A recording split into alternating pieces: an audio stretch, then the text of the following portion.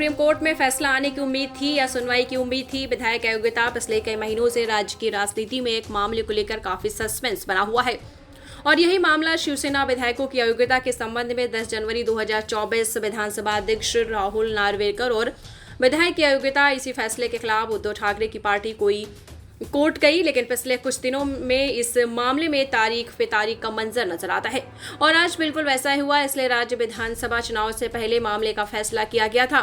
अब तो मुश्किल हो गई कि मामलों में क्या हुआ। 30 जुलाई को एक और 20 अगस्त को एक विधायक को अयोग्य घोषित कर दिया गया। वास्तव में मामले की सुनवाई की उम्मीद थी, लेकिन कभी सुनवाई नहीं हुई। फिर तारीख 31, आपको बता दें 3 सितंबर की नई तारीख दी गई, लेकिन 3 सितंबर को जज के उपलब्ध नहीं होने के कारण 5 सितंबर आगे बढ़ाया गया। 5 सितंबर को न्यायाधीश एक बार फिर अनुपलब्ध थे, यानी मौजूद नहीं थे जज साहब, इसलिए 10 सितंबर नई तारीख। फिर 10 सितंबर को भी संविधान पीठ की सुनवाई शुरू हुई इस मामले में, यानी अयोग्यता मामले की सुनवाई नहीं हो सकी। आगे 11 सितंबर, 12 सितंबर, 18 सितंबर, 19 सितंबर जैसे 4 तारीखें सामने आई। इन तारीखों पर सुनवाई पूरी नहीं हो सकी।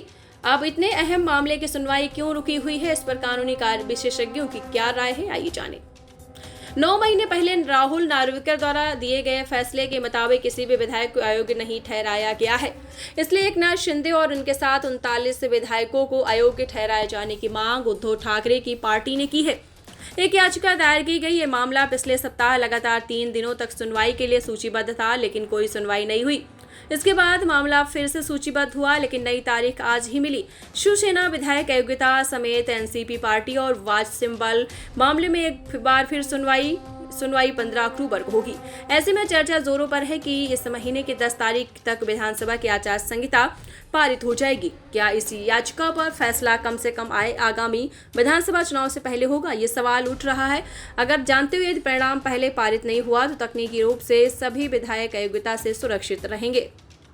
तुम्ही सांगू शकता, महत्व पटवून देऊ शकता, पण आमदार अपात्रते प्रकरणात आतापर्यंत शिवसेना उद्धव बाळासाहेब ठाकरे या मागच्या 2-3 आठवड्यात ते बोर्डावर लागतंय प्रकरण, पण शिवसेना उद्धव बाळासाहेब ठाकरे किंवा एनसीपी शरदचंद्र पवार यांच्या वतीने त्यांच्या सिनियर वकिलांनी अजून ते मॅटर मेन्शन केलेलं नाहीये। चिन्हाचं जे प्रकरण आहे त्याची ऍक्च्युअल डेट 12 नोव्हेंबर होती, पण 12 नोव्हेंबरच्या आधी यांनी एनसीपी शरदचंद्र पवारांनी एक अर्ज टाकला आणि त्याची मागणी होती की अजितदादांना पण विधानसभेआधी नवीन चिन्ह देण्यात यावं। मी आधीच तुम्हाला सांगितली ही शक्यता खूप कमी आहे, तरी एनसीपी शरदचंद्र पवार यांचा तो प्रयत्न होता।